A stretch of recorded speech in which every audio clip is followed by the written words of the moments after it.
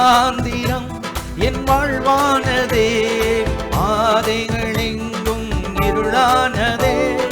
வனாந்திரம் என் வாழ்வானதே, பாதைகள் எங்கும் இருளானதே. எந்த நடுகுரல் கேட்டு நீரோட்டாய் வந்தவரே, எந்த நடுகுரல் கேட்டு நீரோட்டாய் வந்தவரே.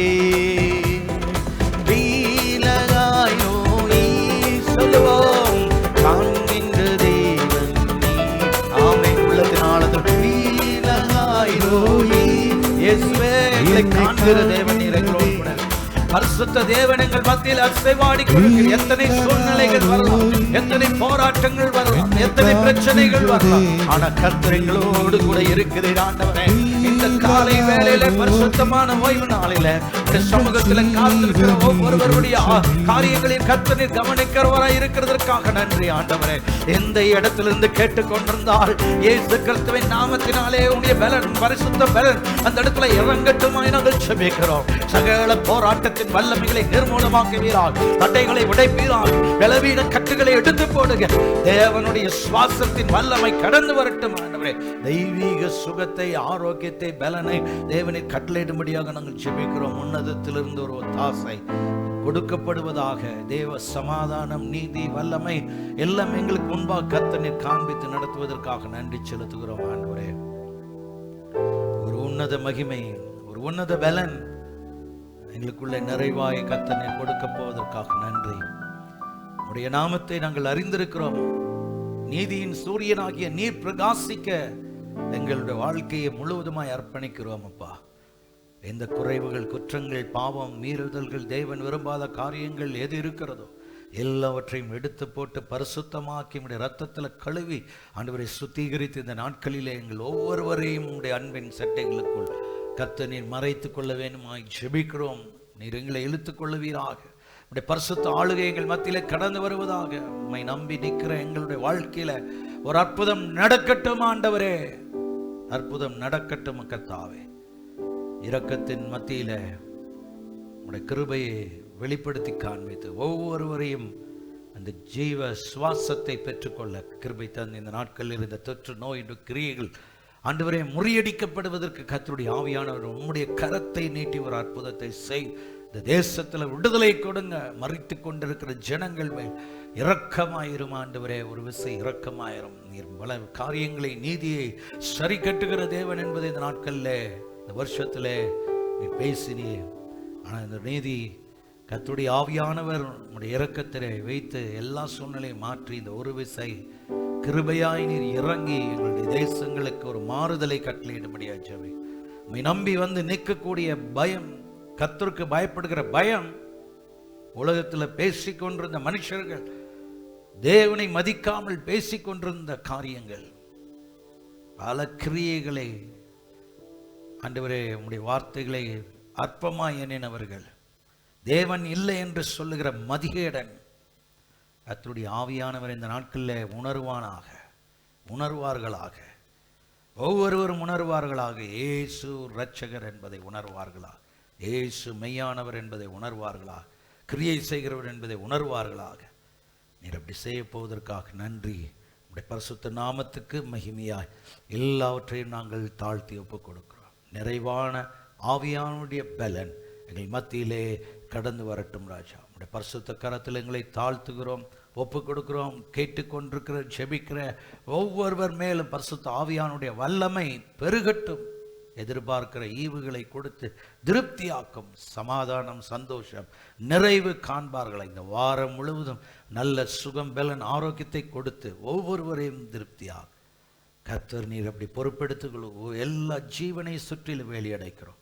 ஒரு மரணங்கள் அதனுடைய எங்கள் எல்லைகளுக்குள்ளே, சபைக்குள்ளே, விசுவாச குடும்பங்களுக்குள்ளே கடந்து வராதபடி கர்த்தர் எல்லாரையும் சுற்றி நீர் வேலி அடைக்கும்படியா உடைய பரிசுத்த கரத்திலே நாங்கள் ஒப்புக்கொள்ளும். நீர் அப்படி ஆசீர்வதித்து காத்து பலப்படுத்துங்க, வழி நடத்துங்க. இயேசுவின் நாமத்தில் கேட்கிறோம் நல்ல பிதாவே, ஆமேன், ஆமேன். தொடர்ந்து ஒரு சில அறிவிப்புகள் நாம் ஆண்டுடைய சமூகத்திலே தேவ வல்லமையிலே காணப்பட்டு இந்த நாட்களிலே நாம் செயல்படுத்துகிற அத்தனை ஊழியங்களும் கர்த்தருடைய மகிமையின் வல்லமையை வெளிப்படுத்துகிற ஊழியங்களாய் ஜெப ஊழியங்கள் மாறிக்கொண்டிருக்கிறது. அநேகர் நாம் இந்த நாட்களிலே கர்த்தருடைய ஆவியானுடைய சித்தத்தை கவனிக்கிறதற்கு அதிக ஜெபத்திலே நாம் கடந்து போய் கொண்டிருக்கிறோம். தொடர்ந்து எல்லா ஜெப ஊழியங்களும் பங்கு பெறுவதற்கு ஆயத்தமாயிருங்கள். கர்த்தர் உங்களை நேசிக்கிறார். அறிவிப்புகளை கேட்போம்.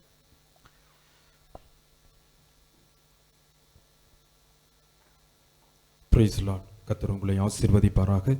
இந்த நாளிலும் இணையதளத்தோடு எங்களோடு இணைந்திருக்கிற ஒவ்வொருவரையும் தூரத்திற்கும் சமீபத்திற்குமான ஆண்டவராகிய கர்த்தர் ஒவ்வொருவரையும் ஆசீர்வதிப்பாராக.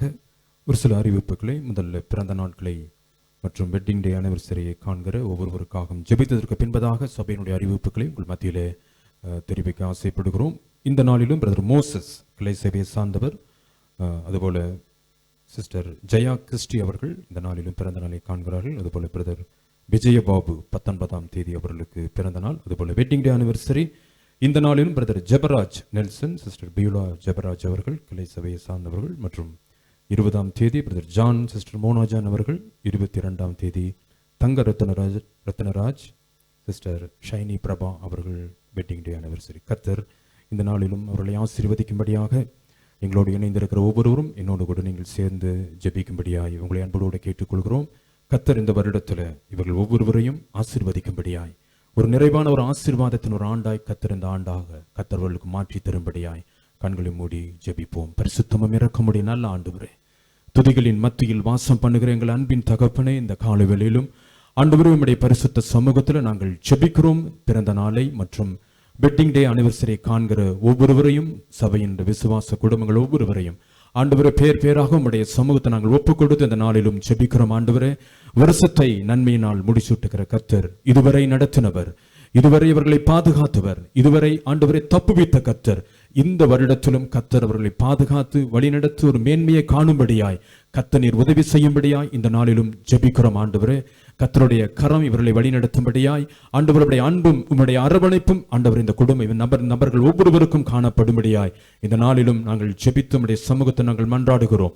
ஆண்டவரே, கர்த்தர் தாமே ஆண்டவரே குடும்ப உறுப்பினர்கள் ஒவ்வொருவரையும் கர்த்தர் ஆசீர்வதித்து பொருளாதார ரீதியில் ஒரு மேன்மையை கட்டளையிடும்படியாய், ஆண்டவரே கர்த்தாவே ஆரோக்கியம் சுகம் உண்டாகும்படி நாங்கள் ஜெபிக்கிறோம். உம்முடைய செட்டையின் நிழலுக்குள்ளாக, ஸ்தோத்திரம் உம்முடைய நிழலுக்குள்ளாக, ஆண்டவருடைய அடைக்கலத்திற்குள்ளாக இவர்களை பாதுகாத்துக் கொள்ளும்படியாய் ஆண்டவரே உம்முடைய சமூகத்தில் நாங்கள் மன்றாடுகிறோம். ஆண்டவரே கர்த்தாவே, நான் நம்புகிறது அவராலே வரும், கர்த்தராலே வரும் என்ற ஒரு நம்பிக்கையின் வார்த்தையை நாங்கள் கொடுக்கிறோம். கர்த்தர் தாமே இவர்கள் எதை குறித்து நம்பிக்கை வைத்திருக்கிறார்களோ, எந்த காரியத்தை குறித்து விசுவாசித்து நம்பிக்கையோடு காத்திருக்கிறார்களோ, எந்த காரியம் இன்னும் வாய்க்க வேண்டும் என்று உம்முடைய சமூகத்தில் ஜெபித்துக் கொண்டிருக்கிறார்களோ, கர்த்தர் தாமே அந்த காரியத்தை இந்த வருடத்தில் நீர் வாய்க்க பண்ணும்படியா நாங்கள் ஜெபிக்கிறோம். இவர்கள் குடும்ப உறுப்பினர்கள் ஒவ்வொருவருடைய ஜெபத்தையும் கர்த்தர் கேட்டு அங்கீகரித்து ஆண்டவரே உம்முடைய ஆசீர்வாதத்தின் வல்லமையை காணும்படியாய் உதவி செய்யும். ஆண்டவரே, என் ஜெபம் பரலோகத்தை எட்டி இருக்கிறது, என் ஜெபத்தை கர்த்தர் கேட்டிருக்கிறார் என்ற ஒரு சாட்சியை இவர்கள் சொல்வதற்கு கர்த்தர் நீர் உதவி செய்யும். ஆண்டவருடைய செய்கிற எல்லா காரியத்தையும் கர்த்தர் நீர் வாய்க்க பண்ணுவீராக. இவர்கள் செய்கிற தொழில்களை, பிசினஸ்களை, வேலை செய்கிற ஸ்தலத்துல கர்த்தருடைய கரம் இவர்களோடு கூட இருந்து இவர்களை மேன்மைப்படுத்தும்படியாய் உம்முடைய சமூகத்தை நாங்கள் ஒப்புக் கொடுத்து ஜெபிக்கிறோம். உம்முடைய சமூகம் இவர்களோடு கூட இருப்பதாக உம்முடைய பரிசுத்த ரத்தத்தில் எல்லைகளை வேலி அடைக்கும்படி நாங்கள் ஜெபிக்கிறோம். இயேசு கிறிஸ்துவின் நாமத்திலே மன்றாடுகிறோம் ஜீவனுள்ள நல்ல தகப்பனே, ஆமென், ஆமென். சபையினுடைய அறிவிப்புகளை உங்கள் மத்தியில் இந்த நாளிலும் மீண்டுமாய் அறிவிக்கிறோம். நாளை தினத்தில் வழக்கமாய் நடைபெறக்கூடிய தானியல் ஜெபம் காலை 11 மணிக்கு இருக்கும். அதுபோல் அந்த நாள் மாலை வேளை குழந்தைகளுக்கு உண்டான ஜெப கொடுகை சரியாக மாலை 7 மணியிலிருந்து 8:15 மணி வரைக்கும் ஆன்லைன் மூலமாக இருக்கும் என்பதை உங்கள் மத்தியிலே நாங்கள் ஞாபகப்படுத்துகிறோம். அதுபோல எங்களோடு கூட வருகிற புதன்கிழமை கேர் குரூப் மீட்டிங் சரியாக 7:30 மணிக்கு இருக்கும். எங்களோடு கூட இணைந்து கொள்ளும்படியாய் அன்போடு கூட நாங்கள் கேட்டுக்கொள்கிறோம். அதுபோல பைபிள் குயிஸை நாங்கள் ஞாபகப்படுத்துகிறோம். போன வாரத்திலிருந்து மீண்டுமாய் அது துவக்கப்பட்டிருக்கிறது. வருகிற வாரத்திலும் 2 நாளாகவும் 10ஆம் அதிகாரத்திலிருந்து 20ஆம் அதிகாரம் வரைக்கும் உள்ளடக்கிய பகுதியில் பைபிள் குயிஸ் வருகிற வியாழக்கிழமை 7 மணிக்கு ஆன்லைன் மூலமாக இருக்கும், கூகுள் மூலமாக இருக்கும் என்பதை உங்கள் மத்தியிலே நாங்கள் நினைவுபடுத்துகிறோம். இதற்காக நீங்கள் பதிவு செய்ய வேண்டியது அவசியம். நாங்கள் சர்ச் அனௌன்ஸ்மெண்ட் குரூப்பில் அந்த பதிவுகளை சொல்லியிருக்கிறோம். தயவாய் நீங்கள் பதிவு பண்ணுறது பின்பதாக நீங்கள் இந்த பைபிள் குயிஸில் நீங்கள் கலந்து கொள்ளும்படியாக நாங்கள் உற்சாகப்படுத்துகிறோம். அநேகர் வேதாகமத்தை அநேக காரியங்கள் செய்துதான் ஆக வேண்டும் என்ற காரியங்கள் அநேகம் உண்டு. நம்முடைய ஜெப வாழ்க்கையில, ஆவிக்குரிய வாழ்க்கையில அதுபோல வேதாகமத்தை படிக்க வேண்டும் என்பதும் ஒரு முக்கியமான ஒரு காரியமாக இருக்கிறது. அதை நாங்கள் முன்னிலைப்படுத்தி இந்த காரியத்தை துவக்கி இருக்கிறோம். உங்களுடைய ஒத்துழைப்பை நாடுகிறோம். நீங்கள் பங்கு பெறுவது என்பது மிகவும் முக்கியமான காரியம். தயவாய் இந்த காரியங்களுக்கு ஒத்துழைப்பு கொடுக்கும்படி அன்போடு கேட்டுக்கொள்கிறோம். அதுபோல விடுதலையின் கூட்டம் வருகிற வெள்ளிக்கிழமை காலை 11 மணிக்கு ஆன்லைன் மூலமாக இருக்கும் என்பதை உங்கள் மத்தியில் ஞாபகப்படுத்துகிறோம். கர்த்தரை மட்டும் அந்த காரியங்களை அற்புதமாக வாய்த்து கொண்டிருக்கிறார். அநேகர் விடுதலை பெற்றுக் கொண்டிருக்கிறார்கள், ஜெயத்தை பெற்றுக் கொண்டிருக்கிறார்கள் என்பதை தொடர்ந்து நாங்கள் அந்த கேட்கிற விசுவாசிகள் மூலமாக நாங்கள் தொடர்ந்து சாட்சிகளை கேட்டுக்கொண்டிருக்கிறோம். அநேகரை கர்த்தர் இன்னும் ஆயத்தப்படுத்த வேண்டும். கடந்த வாரத்தில் கிட்டத்தட்ட 100 பேர் கலந்து கொண்டார்கள். கலந்து கொண்டிருக்கிற ஒவ்வொருவரையும் கர்த்தர் ஆசீர்வதிப்பாராக. இன்னும் அநேக மேன்மைகளை காண உதவி செய்வாராக. அதுபோல வருகிற வெள்ளிக்கிழமை மாலை சரியாக 7:15 மணியிலிருந்து 8 வரைக்கும் ஊழியர்கள் கூட இருக்கும். தவறாமல் ஊழியர்கள் ஒவ்வொருவரும் கலந்து கொள்ளும்படியாய் நாங்கள் உங்களை உற்சாகப்படுத்துகிறோம். வருகிற சண்டே சரியாக 8:30 மணிக்கு ஆன்லைன் மூலமாக ஆராதனை இருக்கும். எங்களோடு கூட நீங்கள் இணைந்து கொள்ளுங்கள். கர்த்தர் உங்களை ஆசீர்வதிப்பாராக. 1 hour பிரேயரை நாங்கள் ஞாபகப்படுத்துகிறோம். வருகிற வாரத்தில் ஜெபிக்கருடைய பெயர்களை நாங்கள் சொல்லுகிறோம். சிஸ்டர் இலக்கியா அவர்கள், sister Deborah Andrews, sister Malathi Vijayakumar, brother Senthil, sister Janani அவர்கள், சிஸ்டர் லீனா கிரேஸ் அவர்கள், பிரதர் சேகர். வருகிற வாரத்தில் இவர்கள் தலைமை சபையை சார்ந்தவர்கள். அதுபோல கிளை சபையிலும் பிரதர் ஜபராஜ், சிஸ்டர் பியூலா அவர்கள், sister Dorothy, sister Regina, sister Hema, sister Nithya, sister Amutha இவர்கள் ஜெபிக்க இருக்கிறார்கள். தொடர்ந்து நீங்கள் ஏற்கனவே கொடுத்திருக்கிறோம். அந்த விண்ணப்ப படிவத்தை மையமாக வைத்து நீங்கள் ஜெபியுங்கள். குறிப்பாக இந்த நாட்களில் தேசத்தினுடைய சூழ்நிலைகள், கர்த்தர் தேசத்தை விடுதலையாக்க வேண்டும். ஒரு பெரிய ஒரு அனுகிரகமான ஒரு சூழ்நிலையை கர்த்தர் உண்டாக்க வேண்டும். தேச தலைவர்களுக்கு நல்லொரு ஞானத்தை கொடுத்து கர்த்தர் இந்த சூழ்நிலைகளை மேற்கொள்வதற்குண்டான பலனையும் சத்துவத்தையும் கர்த்தர் கொடுக்க வேண்டும் என்பதை நீங்கள் தனிப்பட்ட விதத்தில் நீங்கள் ஜெபியுங்கள். தொடர்ந்து மருத்துவ துறையில் இருக்கிறவர்கள், டாக்டர்ஸ், நர்சஸ், பேராமெடிக்கல் ஸ்டாஃப் மற்றும் ஸ்டாஃப் மற்ற மெடிக்கல் ஃபீல்டில் இருக்கிற எல்லோரும் தொடர்ந்து அவர்கள் கடந்த வருடத்திலிருந்து தொடர்ந்து அவர் உழைத்துக் கொண்டிருக்கிறார்கள். அவர்கள் தொய்வடையாதபடி, அவர்கள் சோர்வடையாதபடி கர்த்தர் அவர்களை உற்சாகப்படுத்தி இந்த சூழ்நிலையை மேற்கொள்வதற்குண்டான பலனை அவர்களுக்கு தர வேண்டும் என்பதை நீங்கள் தொடர்ந்து ஜெபிக்க வேண்டும் அன்போடு கூட நாங்கள் கேட்டுக்கொள்கிறோம். நெகேமியா 1ஆம் அதிகாரம் 3-4 வசனங்கள் சொல்கிறது. சிறையிருப்பில் மீந்திருந்த ஜனங்கள் அவர்களுக்கு உண்டான அந்த மகா தீங்கு நிந்தை வந்துகிற பொழுது நெகேமியா சொன்ன காரியம், அவன் அழுது துக்கித்து மன்றாடி உபவாசித்து ஜெபித்தான் என்ற ஒரு இப்படிப்பட்ட ஒரு சூழ்நிலைக்கு நம்ம தள்ளப்பட்டிருக்கிறோம். நம்முடைய தேசத்திற்காக, இஸ்ரேலுக்காக, எருசலேமுக்காக தொடர்ந்து ஜெபிக்க வேண்டியது ஒரு கட்டாயத்துக்கு தள்ளப்பட்டிருக்கிறோம்.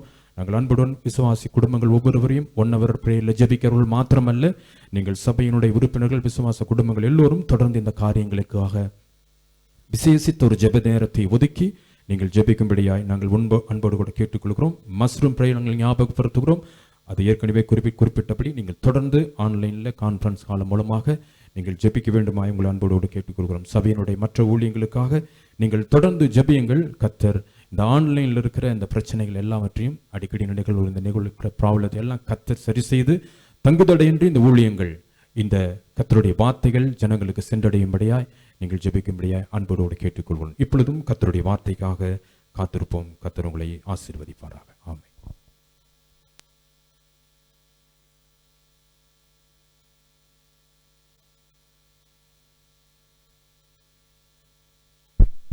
ஹல்லேலூயா.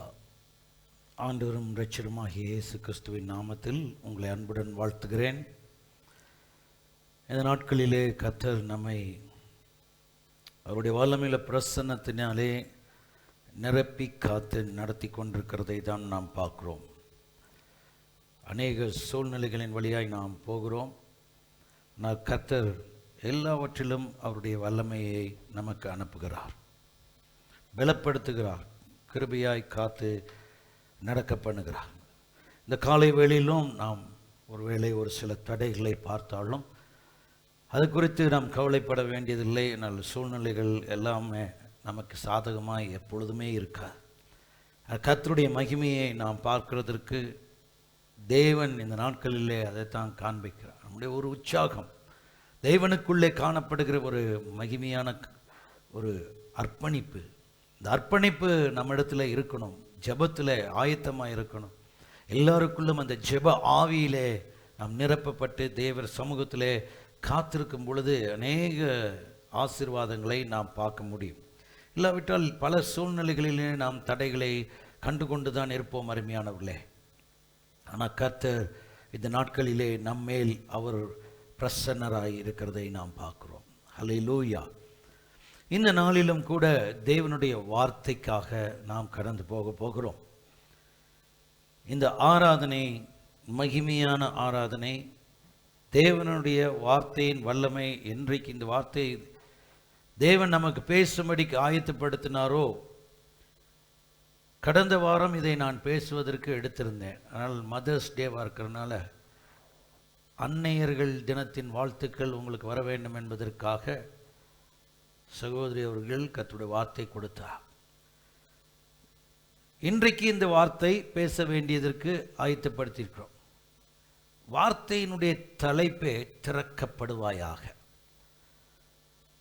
அதில் பார்த்தா நமக்கு இன்டர்நெட் மூடிருச்சு. இயேசு ஒரு அற்புதம் செய்யாமல் நம்ம வாழ்க்கையில் ஒன்றுமே திறக்காது. நமக்கு செய்திக்கு தகுந்த மாதிரி தான் வேலை செய்யும். சபையும் எல்லாமே நமக்கு அப்படியே ஒரு சுவிட்சை வச்சிருக்கிறார் ஆண்டவர். எல்லா இடத்துலையும் பார்த்தீங்கன்னா கர்த்தர் கிருபையில் எல்லாமே நல்லபடியாக போய்கொண்டிருக்கு. சில பேர் முன்கூட்டியே ரெக்கார்ட் பண்ணிடுறார்கள். அதனால் அதில் என்ன பிரச்சனை இருந்தாலும் சரிப்படுத்தி விடலாம். நாம் நேரலையில் எல்லாத்தையும் கொண்டு போகும்போது அலை அதிகமாகி வீசுது. அதில் முதல் அலை, ரெண்டாவது அலை நல்லா வருதா, அதில் நிறைய அலைகளில் நம்ம பாதிக்கப்படுகிறோம். எந்த அலை வந்தாலும் தேவ ஆவியானவர் அவருடைய சித்தத்தை ஏற்ற நேரத்தில் கொடுக்க போதுமானவராக இருப்பார். ஆமேன். அந்த வல்லமையை நாம் பார்க்குறோம், மகிமையை பார்க்குறோம். கர்த்தர் நிச்சயமாக செய்தியில் தேவ ஆசீர்வாதத்தை நமக்கு கொடுக்கத்தான் போகிறார். அதில் எந்த சந்தேகம் இல்லை. விசுவாசிக்கிறவர்களுக்கு நமக்கு எல்லாமே கூடும். ஆமென். மார்க்கின் புஸ்தகம் 7ஆம் அதிகாரம் 31 முதல் 37 வசனங்களை நாம் வாசிக்கும் பொழுது, மார்க்கின் புஸ்தகம் 7:31 முதல் இருக்கக்கூடிய வசனம்.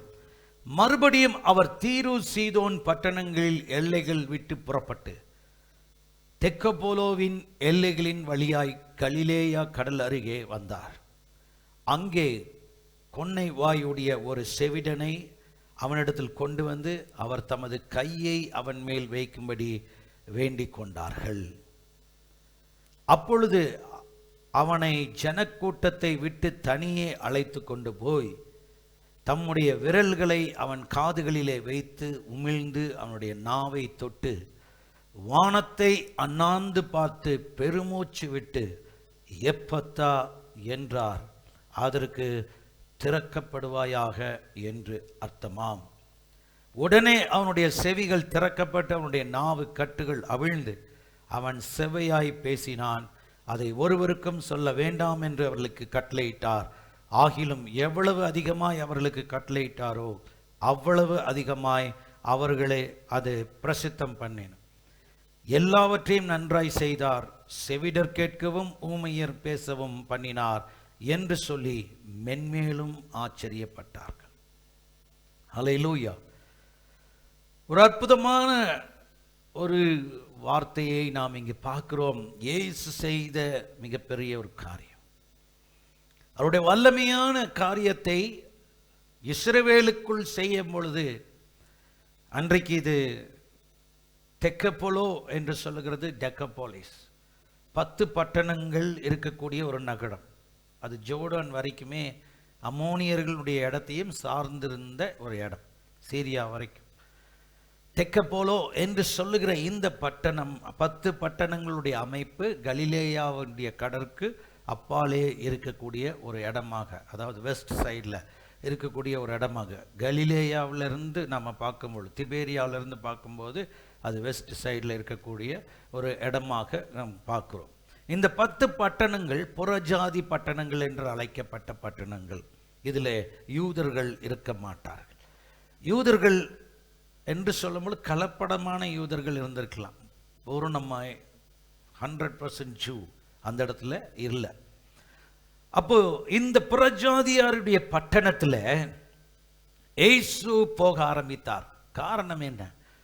அவர் ஏற்கனவே இதற்கு முன்பு இருக்கிற மார்க் 5 நீங்கள் வாசிக்கும் பொழுது அவர் இந்த பட்டணத்துக்கு வந்திருக்கிறார். அதுக்கு பிற்பாடும் இந்த தீரு சீதோன் நிலையிலே போய் அங்கே கானானிய ஸ்திரீயினிடத்துல அற்புதத்தை செய்தார். அதாவது யூதர்கள் மத்தியிலே தன்னுடைய காரியத்துக்கு வரவேற்பு அந்த அளவுக்கு இல்லாத ஒரு சூழ்நிலையிலும் அவர் வரவேற்பை எதிர்பார்த்த தேவன் அல்ல, ஆனால் மேசியாவை அறிந்து கொள்ள வேண்டும் என்று, அவர் வந்த நோக்கத்தை பெற்றுக்கொள்ள வேண்டும் என்று அறிந்த ஒரு தேவனாக இருந்தார், கர்த்தராக கிரியை செய்தார். ஆனால் அந்த இடத்துல ஒரு சூழ்நிலைகள் மத்தியில அவர் இந்த புறஜாதியார் பட்டணத்துக்கு போக வேண்டிய சூழ்நிலைகள் ஏற்பட்டது.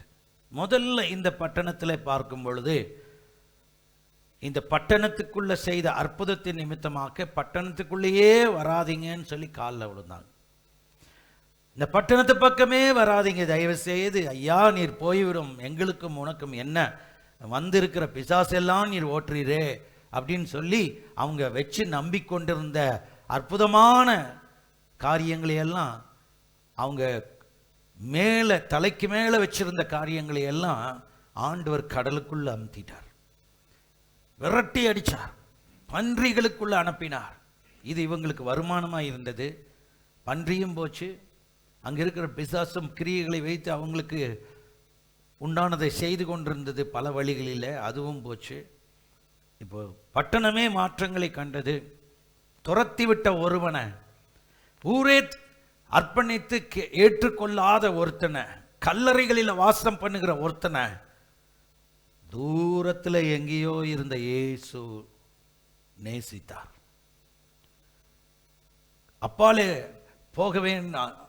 போகலாம் என்று சொல்லி, அதாவது அப்புறமாக கடல் என்று அமைக்கப்பட்ட அந்த கலிலேயாவினுடைய பகுதியிலிருந்து பேதுருவனுடைய வீட்டிலிருந்து திடீர்னு ஒரு முடிவெடுத்து அக்கறைக்கு போவோம் வாருங்கள் என்று சொல்லி போய் அங்கே அந்த பிசாசு பிடித்தவனை சந்தித்த ஒரு மனுஷனை, ஊரே அவனை ஏற்றுக்கொள்ளாத ஒரு மனுஷனை, தள்ளிவிட்ட ஒருத்தனை கர்த்தர் ஏற்றுக்கொண்டார். கர்த்தருடைய ஆவியானவர் என்றதான் சொன்னார். தேவ பலத்தை கொண்டு இருக்கக்கூடிய ஒரு காரியம் என்ன என்பதை அவர் சந்திக்கக்கூடிய ஒரு சூழ்நிலையில் போனார். தேவனுடைய ஆவியானவர் இன்றைக்கு அதை நம்ம இடத்துல எதிர்பார்க்கிறது. நம்ம எந்த நிலைமைக்கு ஆண்டவருக்கு அர்ப்பணித்து ஆண்டவரோடு கூட ஏற்றுக்கொள்ளும்படிக்கு வார்த்தையை கேட்டு செவி கொடுத்து நடக்கிறோம். நமக்கு எல்லாம் இருந்தும் நம்முடைய செவிகள் தேவனுடைய வார்த்தையை கேட்கிறதுக்கு ஆயத்தமாக இருக்கா?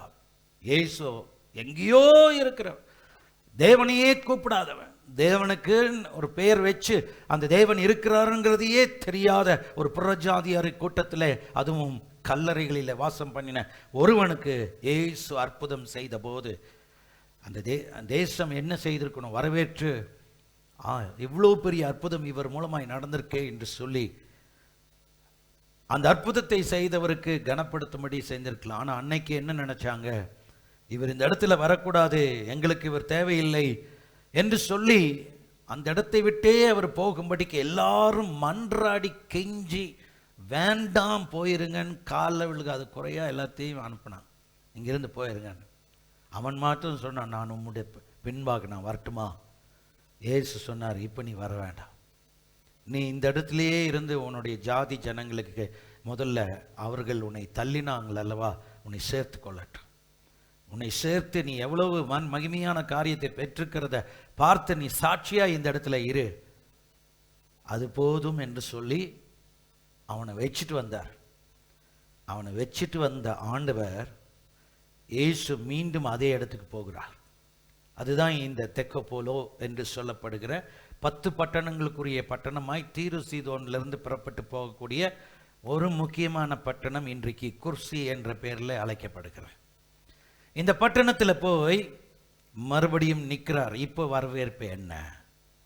எனக்கு அருமையானவர்களே, நல்ல கவனிங்க. மறுபடியும் அவர் தீரு சீதோன் பட்டணங்களில் எல்லைகளை விட்டு புறப்பட்டு தெக்கப்போலோவின் எல்லைகளின் வழியாய் கலிலேயா கடலருகே வந்தார். அங்கே இப்போ ஒரு கொன்னை வாயுடைய ஒரு செவிடனை அவனிடத்தில் கொண்டு வந்து அவர் தமது கையை அவன் மேல் வைக்கும்படி வேண்டிக் கொண்டார்கள்.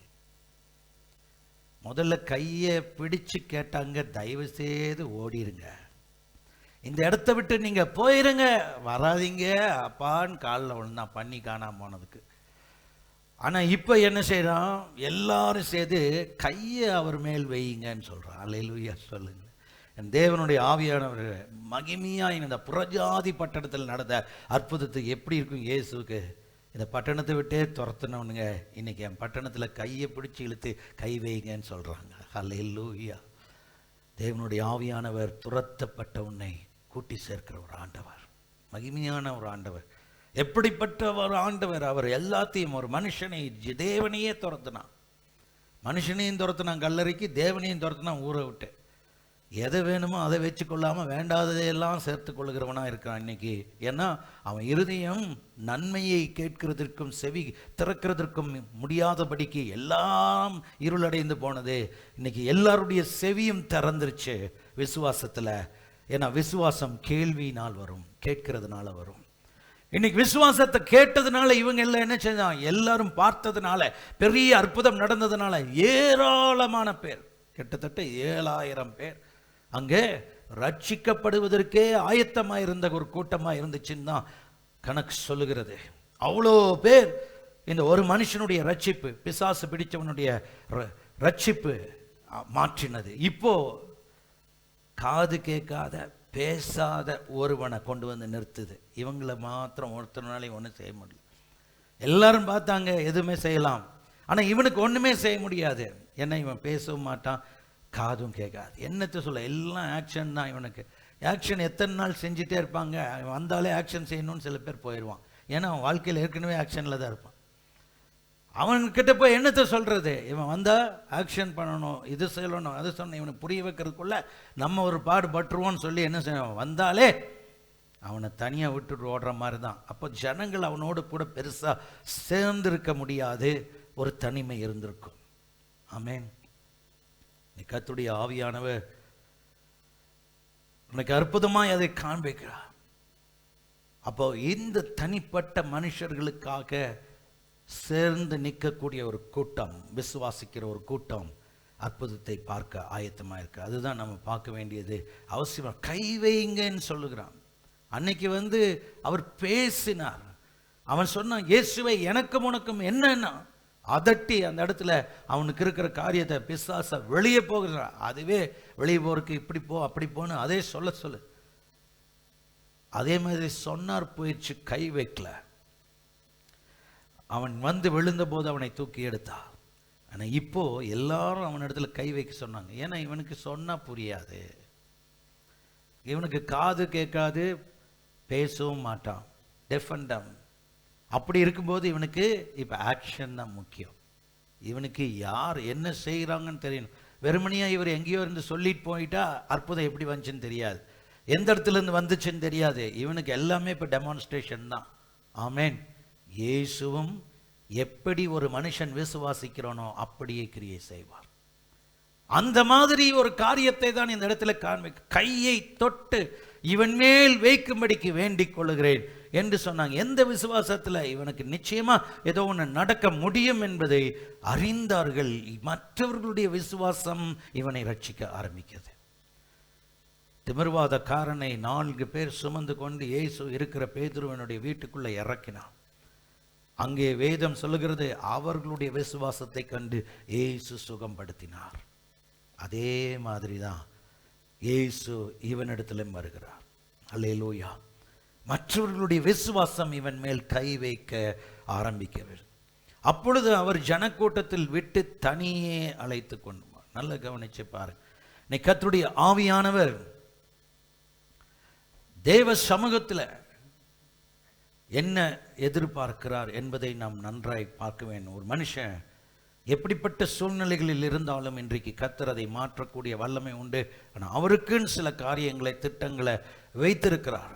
தேவன் ஒரு மனுஷனை நிதானித்து அறிகிற விதம் எல்லா விதத்திலையுமே வித்தியாசமானது என்று சொல்லி நம்ம பார்க்குறோம். என கருமையானவர்களே, ரோமர் 10:17 சொல்லப்படுகிறது, விசுவாசம் கேள்வியினால் வரும், அதில் கிறிஸ்துவை குறித்திருக்கிற வார்த்தையை விசுவாசிக்கிற பொழுது அற்புதம் தானாய் வரும். இந்த எல்லா மக்களுக்காக ஒருவனை சுகப்படுத்துகிறது ஒரு காரியமாக இருந்தாலும், அந்த ஒருவனையும் சேர்த்து கர்த்தர் பெரிய காரியங்களை செய்யும் பொழுது இந்த 10 பட்டணங்களுக்குரிய காரியங்களை, கீர்த்தியை மாற்ற வேண்டும் என்ற மிகப்பெரிய ஒரு சூழ்நிலைக்கு இயேசு ஆயத்தமாகிறார். ஏன்னா தன்னை ஒரு கூட்டம் ஏற்றுக்கொள்ளல, செவி கொடுக்கல. செவி இருந்தும் செவி கொடுக்காமல் இருக்கிற கூட்டம். இப்போ இவனுக்கு செவி இல்லை, ஆனால் அந்த செவியை சாய்க்கிறதற்கு இப்போ திருப்புனா இவங்க முழு ராஜ்யமும் திரும்பிடும். ஆமென். அங்கே யூதர்கள் செவி இருக்கு, கேட்டு யாரும் மனம் திரும்புவதற்கு இல்லை, கேட்கிறதற்கே இல்லை. கேட்டாலும் கேட்காதவர்கள் போல் நிற்கிறார்கள். இங்கே கேட்கறதற்கு கூடிய காரியங்களில் சூழ்நிலைகள் மாறிவிட்டது. முதல்ல கேட்காம இருந்தாங்க, இப்போ அற்புதம் நடந்த உடனே தானா வந்திருக்காங்க. தானா வந்தது மாத்திரமல்ல, இருக்கிற ஒருவனையும், காது கேட்காத பேசாதவனையும் கொண்டு வந்திருக்காங்க. இவனிடத்திலும் அற்புதம் நினைச்சுன்னா இந்த பட்டணமே கேட்கிற பட்டணமா மாறும். ஆமே, அல்லேலூயா. இயேசு எப்படி யோசிப்பார்? அதுதான் பரிசேயர், ஆயக்காரன் எல்லாம் இப்படி இருக்கிறபோது இவனுக்கு அற்புதம் செய்வது எவ்வளவு நிச்சயமாய் மாறும். அதுதான் இயேசு அங்கே இருக்கிற சூழ்நிலைகளில் இவர்கள் எல்லாரும் வருந்தி கேட்டுக்கொண்ட பொழுதே நிச்சயமா அந்த அற்புதம் நடத்தியாக வேண்டிய ஒரு கட்டாயத்துக்கு அவர் வந்தார். இயேசுவால எல்லாமே முடியும். ஃபைனல் ரிசோர்சஸ் சொல்ல, கடைசி ஒரு காரியம்னா அன்னைக்கு இந்த இயேசு தான். ஏன்னா அவனுக்கு எல்லாரும் பார்த்துருப்பாங்க, என்னென்னமோ செஞ்சுருக்கலாம், அதுக்கு மேலே யாருமே செய்யணும்னு நினச்சிருக்க மாட்டாங்க. ஏன்னா அவன் காதுக்கு ஆப்ரேட் பண்ணியா பண்ண முடியும்? அங்கே இருக்கிற சூழ்நிலைகளில் ஒருத்தனும் அதை செய்ய முடியாது, அவனுக்கு பேச வைக்கிறதுக்கும் முடியாது. எல்லாரும் பண்ணிட்டாங்க. இனி அவன் வாழ்க்கை ஃபுல்லாக ஆக்ஷன் தான், அந்த ஆக்ஷன்லேயே போக வேணுங்கிறது தான் நினச்சிருப்பாங்க. இப்போ இயேசு இந்த பிசாசு பிடிச்சவனை மாற்றி இருக்கிற ஒரு காரியத்தில் அற்புதம் நடந்ததை ஊரே கண்டுருச்சு. இதுக்கு முடிவு கடைசி ஒருத்தர் தான் இருக்காரு. அது வரைக்கும் அவன் ஆராதித்து கொண்ட அர்டிமிஸ் காட், கிரேக்க கடவுள், ஒன்றும் பதில் சொல்ல, எந்த பதிலும் இனி இல்லை. எந்த பண்ணி அவன் பலி செலுத்தினாலும் இனி அவன் கேட்க போகிறதில்ல, பேச முடியாது. ஆனால் இவர் ஒருத்தர் கை வச்சா முடியும். அந்த கை வைக்கிறதுக்கு கர்த்தருடைய ஆவியானவர் அந்த லாஸ்ட் ரிசோர்ஸை தேவனுடைய சமூகத்தில் எதிர்பார்த்து வருகிறாங்க. இப்போது கர்த்தருடைய ஆவியானவர் ஒரு அற்புதத்தை செய்ய முடியும். அதுக்கு இவனிடத்தில் எல்லா காரியத்திலையும் ஆண்டவர் யோசித்து செயல்படுத்துகிற ஒரு காரியம் என்ன என்பதை நாம் பார்க்க போகிறோம். எனக்கு அருமையான தேவ ஜனமே, அவர் மேன்மையானதும் மகத்துவமானதையும் அறிந்திருக்கிறார். ஒருவனையும் பலவந்திப்படுத்தி செய்யணும்னு சொல்ல, தம்மிடத்தில் வருகிறவர்களை ஏற்றுக்கொள்கிற. வெளிப்படுத்தல் 3:20 நீங்கள் வாசித்து பார்ப்பீங்கன்னு சொன்னால், வெளிப்படுத்தலின் புஸ்தகம் 3ஆம் அதிகாரம் 20ஆம் வசனத்தில் நீங்கள் வாசிக்கும் பொழுது வேதம் என்ன சொல்லுகிறது என்று நீங்கள் பாருங்கள். ஆகிலும் உன் பேரில், வேதம் வெளிப்படுத்தல் 3:20, இதோ வாசற்படியில் நின்று தட்டுகிறேன், ஒருவன் என் சத்தத்தை கேட்டு கதவை திறந்தால் அவனிடத்தில் நான் பிரவேசித்து அவனோடு போஜனம் பண்ணுவேன், அவனும் என்னோடு போஜனம் பண்ணுவான். நான் பொறுமையாக தான் இருக்கிறேன், நான் சாந்தமும் மனத்தாழ்ச்சியுமாக இருக்கிறேன், என்னிடத்தில் கற்றுக்கொள்ளுங்கள் என்று சொன்னார். ஏன் நான் பொறுமையாக இருக்கிறேன். நீங்களா வரணும், நீங்களா கேட்கும் பொழுது அந்த மகிமையை வேற மாதிரி மாறும். நான் உங்களிடத்தில் பேசும் பொழுது வேற மாதிரி இருக்கும் மகிமை. நீங்களா வரும்பொழுது அதில் நிறைய விதமான இரக்கம் இருக்கும். ஆமேன். நாம் ஆண்டவராக வந்தால் கொஞ்சம் ஃபோர்ஸ் ஜாஸ்தி இருக்கும்.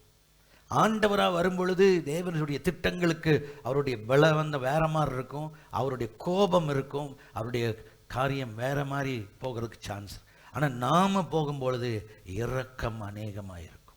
அல்லேலூயா.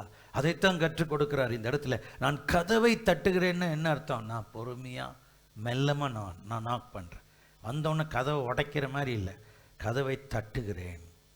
ஒருவன் என்னிடத்தில் வந்து திறந்து வாசம் பண்ண கூப்பிடுவானால் நானும் வந்து போஜனம் பண்ணுவேன், அவனும் என்னோடு கூட போஜனம் பண்ண. அப்போது கர்த்தருடைய ஆவியானவர் நமக்கு முன்பாக இருக்கிறார். அவருடைய வித்தியாசமான அணுகுமுறை ஒன்றை நாம் கற்றுக்கொள்ள வேண்டும். அதுதான் தேவன் இருக்கிறார், நிச்சயம் செய்வார். நீங்களும் நானும் கேட்கிற ஒவ்வொரு காரியத்தையும் செய்ய அவரால் முடியும்.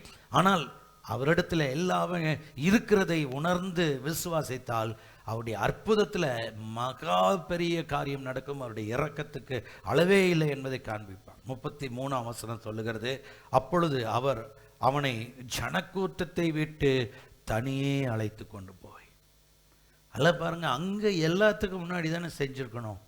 எல்லாருக்கும் முன்னாடி செய்கிறது தான் அவருக்கு பெருமை. அவருக்கு புகழ், அவருடைய பெயர் கீர்த்தி எல்லா இடத்துக்கும் போகும், எல்லாரும் விசுவாசிப்பார்கள். தனியாக கூட்டிகிட்டு போய் ஏதாவது செஞ்சு என்னமோ நடந்துச்சுன்னா வேற ஏதாச்சும் மாதிரி சொல்லிடுவாங்களோ அப்படியெல்லாம் நமக்கு நினைக்க தோணும். கூட்டமே அப்படி எடுத்திருக்கோம். ஏன்னா இவன் ஏற்கனவே தனிமையாக்கப்பட்டவன். இவனுடைய வாழ்க்கையில நிறைய நேரங்கள் தனிமை தான் இருக்கு.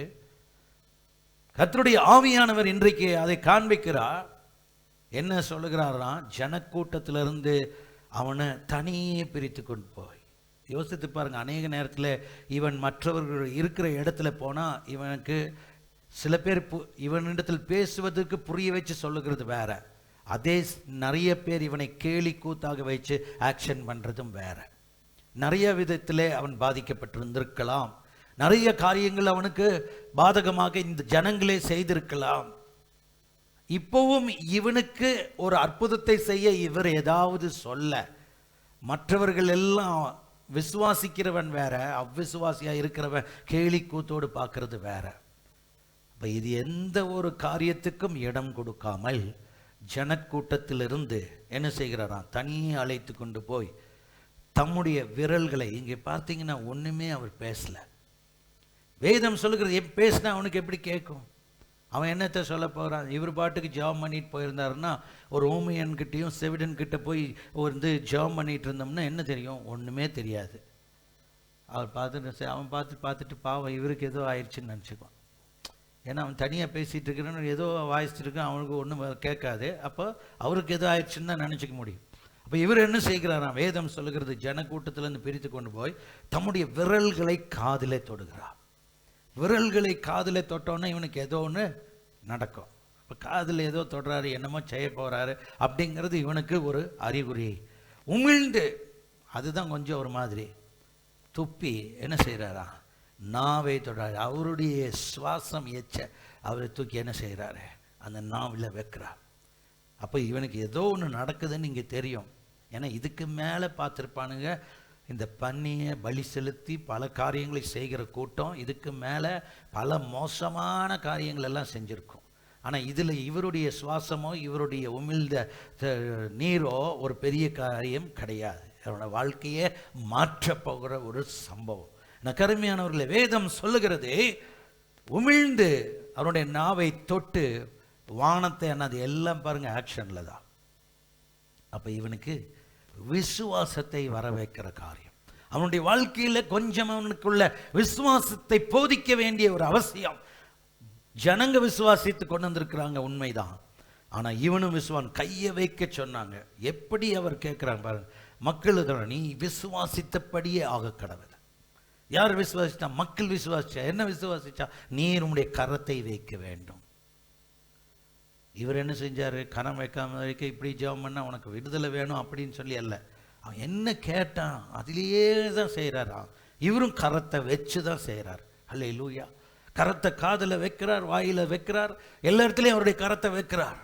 அவருடைய கரத்தை வச்சு விசுவாசத்தில் வானத்தை அண்ணாந்து பார்க்குறாரு. எங்கிட்ட இருந்து ஒன்றும் இல்லை, மேலே தான் நீ பார்க்கணும்.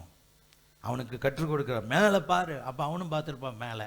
ஏன்னா இவன் மேலே பார்த்தா நார்மலாக பாருங்கள், நீங்களும் நானும் ஏதோ பேசிகிட்டு இருக்கும்போது திடீர்னு நாம் மேலே பார்த்தா எல்லோரும் மேலே பார்ப்பான். அது இயற்கையான ஒரு காரியம். அப்போ இவர் மேலே பார்த்துட்டு அண்ணாந்து பார்த்து அப்படிங்கும்போது இவனும் பார்க்காம இருந்திருக்க முடியாது. பெருமூச்சு விட்டாராம். பெருமூச்சு விட்டார். எப்பத்தா என்று அராமிக்கில், எப்ரே பாஷையில் பேசல, இந்த இடத்துல அரபியில், அரபின்னு சொல்ல முடியாது, அராமிக் பாஷையில் பேசுகிறார்.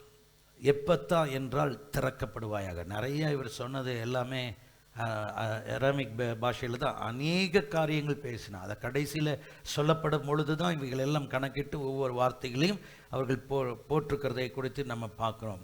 டலித் நகூமி என்று சொல்லுகிறார். அப்படின்ற சிறுபிள்ளையை நீ எழுந்துறேன், எல்லாமே அராமிக் வார்த்தை தான் அவர் உபயோகப்படுத்தினது என்பதை பார்க்குறோம். ஏன்னா இவர் இப்போ இருக்கிறது புறஜாதி பட்டணம். இந்த புறஜாதி பட்டணங்கள் எல்லாம் அவர் அநேகமாக உபயோகித்தது ஃபுல்லாக அராமிக். அதே யூதர்கள் இருக்கிற இடத்துல பார்த்தா எப்ரே பாஷையில் பேசியிருப்பார். அவளுக்கு ஒரு ஸ்டாண்டர்ட் வச்சிருக்கிறார், கரெக்டாக எப்படியெல்லாம் அவங்கள கவர் பண்ணணும், அவங்களோடு பேசணும் என்பதை அவர் வச்சிருக்கிறார். பாருங்க, திறக்கப்படுவாயாக என்று சொன்னார். வேதம் சொல்லுகிறது. அதற்கு பிற்பாடு என்ன நடந்துச்சா? வேதம் சொல்கிறது அவன் சரளமாய் பேச ஆரம்பித்தான். ஆமேன்.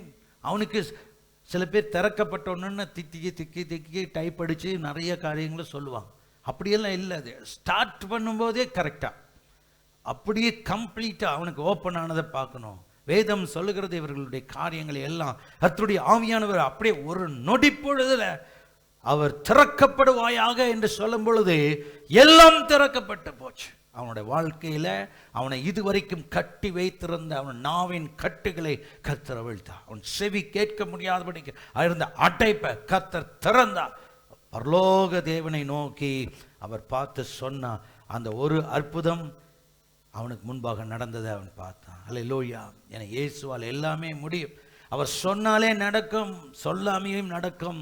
அவனை தொட்ட உடனே சுகம் கிடைச்சிச்சு. நிறைய பேருக்கு இவனுக்கு இவரே போய் தொட்டார், ஆனாலும் எல்லாம் ப்ராசஸாக தான் நடந்து. எப்போ திறக்கணுமோ அப்போ தான் திறக்க. போய் தொட்டும்போது அவங்க அற்புதம் நடக்கும்னு நினச்சாங்க. அதே மாதிரி தொட்ட உடனே நடந்துருச்சு. இயேசு சொன்னார் செய்ய.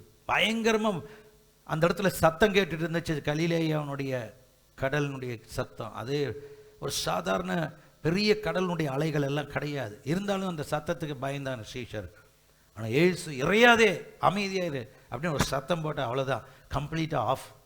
எல்லாமே ஆஃப் ஆயிடுச்சு. பேசினாலே அவரால் அற்புதம் நடக்கும். எழுந்திருக்கு சொன்னால் எழுந்திருக்கும். எல்லாமே சூழ்நிலைகள் மாறும்.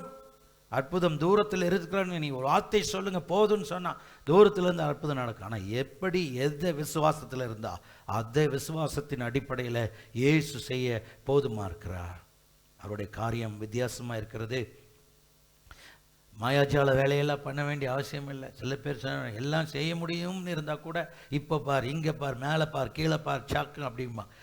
அதெல்லாம் இல்லை, ஒன்றும் இல்லை. ஆண்டவர் அவனை தொட்டு மேலே பார்த்து பிதாவின் சமூகத்திலிருந்து வர வேண்டிய ஒரு வார்த்தை இருக்குது, அதில் இருந்தால் தான் உனக்கு ஒரு அற்புதம் என்று சொல்லி அவனுக்கு செய்கையில் எல்லாத்தையும் காண்பிச்சு புரிய வச்சார். விசுவாசத்தை கொண்டு வர வச்சார். அவன் காரியம் திறக்கப்பட்டது. எபிரேயர் 4:15 சொல்லுகிறது, நம்முடைய பலவீனங்களை குறித்து பரிதபிக்க கூடாத பிரதான ஆசாரியர் நமக்கு இராமல் எல்லா விதத்திலும் நம்மை போலவே சோதிக்கப்படும்படி பாவமில்லாதவராய் பிரதான ஆசாரியராய் நமக்கு இருக்கிறார்.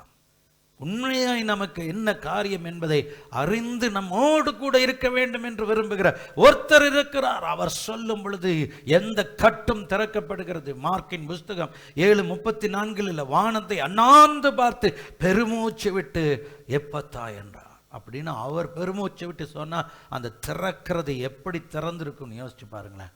அவன் வாழ்க்கையில் டோட்டல் டிரான்ஸ்ஃபர்மேஷன் நடந்திருக்கும். அது வரைக்கும் இருந்த அவனுடைய இருள் ஒரே நிமிஷத்தில் வெளிச்சமாக மாறுச்சு. ஹல்லேலூயா. அவன் வெளிச்சத்தில் மாறின சூழ்நிலைகளை பார்க்கும் பொழுது எல்லாம் தலைகீழாக இருந்துச்சு. அதுக்கப்புறம் அவனுடைய நிலைமை என்னன்னு யாராலும் சொல்ல முடியுமா? பேசாத ஒருவனை பேச வச்சா எப்படி இருக்கும் தெரியுங்களா? சில பேர் சொல்லுவாங்க ஓட்டப்பானையில் ஈ பூந்தா மாறினா அது சவுண்ட் எப்படி இருக்கும்? டர்ரு டர்ரு டர்ருன்னு பயங்கர சத்தமாக இருக்கும். அந்த மாதிரி ஒரு உருட்டுற சத்தம் இருக்கும். அப்போது இந்த மனுஷனை திறந்துட்டு நீ பேசாதேன்னு சொன்னால் நடக்குமா? பேசுகிறவனே பேசிகிட்டு இருப்பான். பேசுகிறவனையே அடக்க முடியாது.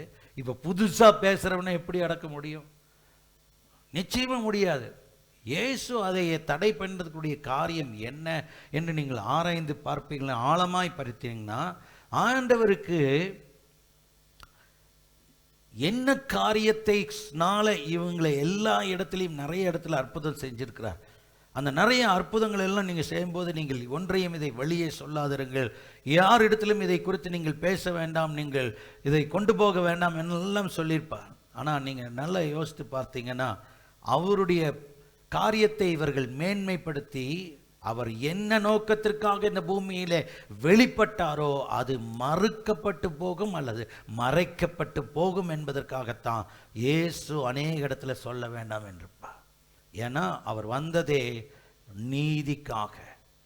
இந்த பிரமாணம் என்ற முறையிலே எல்லாத்தையும் கட்டி போட்டிருக்கிறார்களே, அந்த கட்டப்பட்டிருக்கிற பிரமாணத்தை சரியாய் விடுதலை பண்ணுவதற்கு, உண்மையை சொல்வதற்கு, மேசியா யார் என்பதை காண்பிக்க இந்த 3 காரியம், லா, ட்ரூத் அண்ட் மெசாயா, இந்த 3 காரியமும் வெளிப்படுவதற்கு தடையாய் நிற்கக்கூடிய மனுஷனுடைய பெருமை பேச்சுக்கள் இதை அடக்கிவிடும் என்பதற்காகவே இதை வெளிப்படுத்துவதற்கு தடையாய் நிற்கிற இந்த மதிலை எடுத்து போட சொன்ன. மற்றபடி அவரை குறித்து சொல்லுகிறதுல எந்த காரியம் இல்லை. ஏன்னா அவர் தான் மேசியாங்கிறத அவன் அறிஞ்சு சொன்னா எவ்வளோ வேணா சொல்லலான்னு சொல்ல.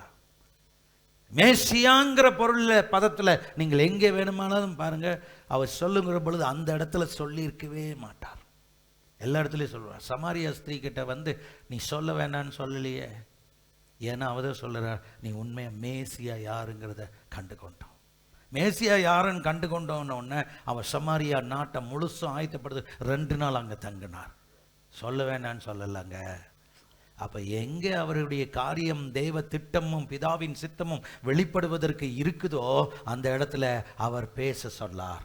பேச வேண்டான்னு சொல்லுகிறது இந்த நீதியும் பிரமாணமும் உண்மையும் மேசியாவுக்குரிய சத்தியமும் மறைக்கப்பட்டு போகும் என்பதனுடைய காரியம் இந்த அற்புத அடையாளங்களை இடத்தை பிடித்து கொள்ளும் என்றதுனால அந்த இடத்துல சொல்றாரு. அப்ப அற்புத அடையாளங்கள் நடக்கும்போது சொல்ல வேண்டாம் பார், ஆனா மேசியாவை குறித்த ரகசியத்தை வெளிப்படுத்தும் பொழுது எல்லா இடத்துலையும் சொல்ல. ஹல்லேலூயா. கருமையான தேவஜனம். அதனால தான் நல்லா நீங்கள் புரிஞ்சுக்கணும். யார் இடத்துலையும் சொல்ல வேண்டாம். ஏன்னா அவங்க அற்புதத்தையே எல்லாக்கிட்டே சொல்லுவாங்க. வந்தா அற்புதம் செஞ்சார், வந்தா அற்புதத்தை இப்படி செஞ்சார், அப்படி செஞ்சார். மேசியா செஞ்சார்னு சொல்ல மாட்டான். மேசியா அவர்தான் சொல்ல மாட்டான். அவர் தான் வரப்போகிற மேசியா, இந்த யூதர்கள் பார்த்து கொண்டிருக்கிற மேசியா என்று யாரும் சொல்ல போற. அப்படி நீ சொன்னா அவர் சொல்லி. அல்லேலூயா. கருமையான தேவச்சனமே, அதைத்தான் நாம் கண்டுபிடிக்க வேண்டும். அப்போ ஆவியானவர் காண்பிக்கிறார். நிறைய காரியங்கள் இருக்கு, நிறைய சூழ்நிலைகள் இருக்கு, நமக்கு முன்பாக இருக்கிறது.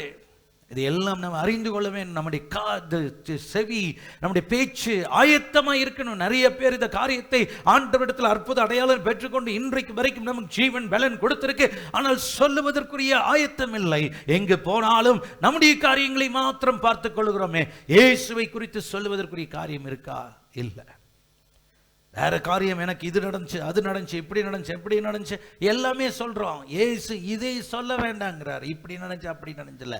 இயேசு நம்முடைய வாழ்க்கையில மேசியாவாய் நிற்கிற இடத்தை நாம் சொல்றோமா? அதுதான் செய்யறது.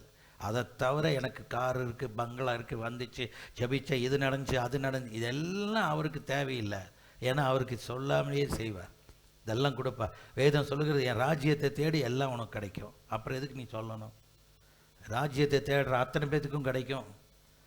எது சொல்லணும்? நீ இயேசுவை குறித்து நீ சொல்லணும். இயேசு ரட்சிக்கிறவர், இயேசு வாழ்க்கைக்காக கடந்து வந்திருக்கிறவர், உன் பாவத்திற்கும் என் பாவத்திற்கும் வந்திருக்கிற ஒருத்தர் என்று சொல்றது தான் முக்கியம். அதுதான் இயேசு எதிர்பார்க்கிறார். வேற எதுவும் காரியம் கிடையாது. அல்லேலூயா. ஒரு நாட்டில் போதை மருந்து கடத்தி கொண்டு போகிற ஒருத்தர், போதை மருந்துக்கு பணத்தை பேசுவதற்காக, அதாவது இந்த டீல் முடிக்கிறதுக்காக வெயிட் பண்ண ஒரு ஹோட்டலில் தங்கியிருக்கு. அந்த ஹோட்டலில் தங்கி இருக்கும்போது அடுத்த நாள் அவனுக்கு அந்த டீல், அவன் குறிப்பிட்ட நேரம் வருவான்னு சொன்னோன்னா அது வரைக்கும் வெயிட் பண்ணணும். அவன் வரைக்கும் வெயிட் பண்ணுற நேரத்தில் அவன் ஹோட்டல் ரூமில் ஒரு பைபிள் புதிய ஏற்பாடு இருக்கு. அப்போ அந்த புதிய ஏற்பாட்டை அவன் சரி டைம் போகணுமில்லை, எதையாச்சும் எடுத்து படிக்கலான்னு சொல்லி அந்த புதிய ஏற்பாட்டை எடுத்து படிக்கிறான். அதில் லூக்காவின் புஸ்தகத்தில் 12ஆம் அதிகாரம் 19ஆம் வசனத்திலிருந்து 21ஆம் வசனம் வரைக்கும் இருக்கிற அந்த பகுதியை அவன் படிக்கிறான். லூக்காவின் புஸ்தகத்தை நீங்கள் பார்த்தால் 12ஆம் அதிகாரத்தில் ஒரு வார்த்தை கொடுக்கப்பட்டிருக்கிறது.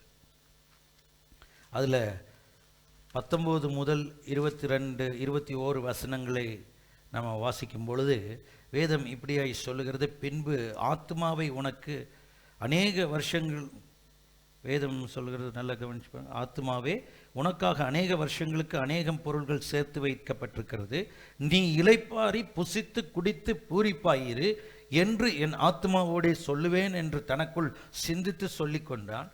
தேவனோ அவனை நோக்கி, மதிகேடனே, உன் ஆத்மா உன்னிடத்திலிருந்து இந்த ராத்திரி எடுத்துக்கொள்ளப்படும். அப்பொழுது நீ சேகரித்தவைகள் யாருடையதா என்றார். தேவனிடத்தில் ஐஸ்வர்யமாய் இராமல் தனக்காகவே பொக்கிஷங்களை சேர்த்து வைக்கிறவன் இப்படியே இருக்கிறான் என்றார். கருமையானவர்களே, இந்த வசனம் அவனுக்கு வந்தது. வசனத்தை பார்த்தோன்னே அவனுக்கு உள்ள ஒரு குத்துண்டவனாக யோசித்தான். ஏன் இப்படிப்பட்ட ஒரு வார்த்தை? You have plenty of good things laid up for many years. Take life easy, eat, drink and be merry. But God said to him, you fool, this very night your life will be demanded from you. Then who will get what you have prepared for yourself? This is how it will be with anyone who stores up things for himself but is not rich toward God. ஒரே ஒரு வார்த்தை. இந்த எல்லாம் சேர்த்து வச்சு நம்ம என்ன பண்ண போறோம்? என்ன பண்ண முடியும்? வாழ்க்கையில் என்ன பண்ண முடியும்? அப்படியே விட்டு விட்டு அங்கிருந்து புறப்பட்டார். லட்சக்கணக்கான பணத்துக்கு வேல்யூ இருக்கக்கூடிய ஒரு டீல் அப்படியே எடுத்து போட்டு விட்டான். அதாவது செவி இருக்கும், பார்வை இருக்கும், பேச்சு இருக்கும். நிறைய பேரால் செய்ய முடியாது, கேட்க முடியாது, செயல்பட முடியாது. ஆனால் கர்த்தருடைய வார்த்தை ஒரு மனுஷனை திறந்துச்சுன்னா, எப்பத்தான் என்று சொல்லுகிறபடி அவன் வாழ்க்கை திறக்கப்பட்டால் கிரியை செய்ய ஆரம்பிப்பான். அதுக்கப்புறம் வேலை செய்ய ஆரம்பிப்பான். அது வரைக்கும் யார் சொல்லுகிறதும் கேட்க முடியாது, யார் சொல்லுகிற செயல்பட முடியாது. ஒரு வார்த்தை கண்டுபிடித்து திறந்துச்சுன்னா எல்லாமே மாறும், அவனுடைய வாழ்க்கை மாறும். இன்னைக்கு கர்த்தர் தான் சொல்லுவார், நீங்களும் நானும் எல்லாவற்றிலும் ஓமையும் செவிடனையும் போல நல்லா இருந்தா கூட இன்னைக்கு இருக்கிறோம். காரணம், வேதத்தை எடுத்துக்கொண்டும் கேட்டும் செயல்பட முடியல. சொல்லலான் போகிறோம், வாய் அடைக்கப்பட்டு போகிறது, ஆண்டவரை மகிமைப்படுத்த முடியல. நிறைய பேருடைய வாழ்க்கை இப்படிதான் இருக்கு. இன்னைக்கு கர்த்தருடைய ஆவியானவர் நம்ம தனியா கூட்டிட்டு போய் நமக்கு சொல்றார். எல்லாத்துக்கு முன்னாடி அவமானப்படுத்தலை, எல்லாத்துக்கு முன்னாடி காரியங்களை செயல்படுத்தலை. நமக்கு ஒரு தனியா ஒரு காரியத்தை, ஒரு அற்புதத்தை, வார்த்தையை சொல்லுகிறார். திறக்கப்பட்டால் அநேகருக்கு பிரயோஜனமாய் நாம் மாறலாம். நாம் தேவனுடைய வார்த்தையை எடுத்துக்கொண்டு போகலாம். சில பேர் கர்த்தருடைய வார்த்தை கேட்டும் செவிடை போல இருக்காங்க. 2 தீமோத்தேயு 4:3-4 பாருங்க. நேரம் இப்பொழுது வந்திருக்கு. ஏன்னா கர்த்தருடைய வார்த்தையை உறுதியாய் பிரசங்கி கொடுக்க அந்த நேரம் வந்திருக்கிறது. இந்த காலங்களை மனசாட்சியில் சூடுண்டவர்களாய், இருதயத்தில் அந்த வார்த்தை பிரவேசித்து கிரியைகளை நடப்பிக்கிறதாய், அந்த வார்த்தைக்குள்ள செவிகளுக்குள்ள செயல்பட்டு எழும்புகிறதாய் மாறுவது கர்த்தருடைய ஆவியானவருடைய உண்மை சத்தியம் வெளிப்பட்டு கொண்டு.